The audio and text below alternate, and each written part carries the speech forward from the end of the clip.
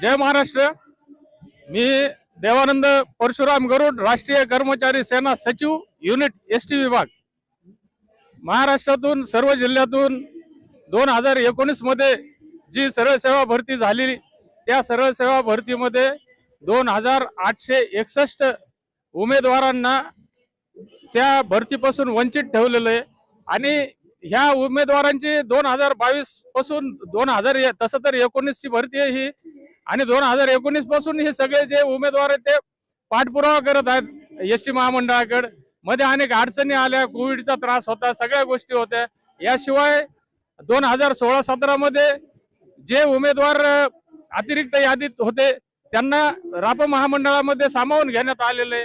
त्याच धर्तीवर 2019च्या ह्या 2861 उमेदवारांना कर्तव्यावर हजर करून घ्यावे म्हणून ह्यांची मागणी पाठपुरावा आहे। आम्ही सुद्धा मंत्री महोदय, परिवहन मंत्री सन्माननीय श्री प्रताप सरनाईक साहेबांकडे विनंती करतोय। सातत्याने पत्रव्यवहार चालू आहे आमचा।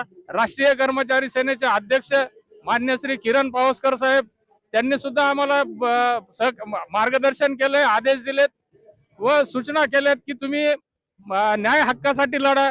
महाराष्ट्रभरातून ही जे 2861 उमेदवारांना जर आपण रापसेवेमध्ये सामावून घेतलं तर त्यांना न्याय मिळेल, आणि त्यासाठी हे आंदोलन चालू आहे। करिता आमचे राष्ट्रीय कर्मचारी सेनेचे कार्याध्यक्ष श्री पंकज वालवलकरजी इथं आलेले आहेत। आणि पुढची जी काही रणनीती आहे ती खरं तर सहजपणे शक्य होणारी गोष्ट ही, पण त्यासाठी आंदोलन करावं लागतं। गेल्या 2 ते 2.5 वर्षापासून ही पोरं या विद्यार्थी आहेत, उमेदवार आहेत, ते या लढ्यासाठी लढत आहेत। तरी महामंडळाने, प्रशासनाने व परिवहन मंत्री महोदयांनी सहकार्य करावं ही विनंती आहे तुमच्या माध्यमातून आमची।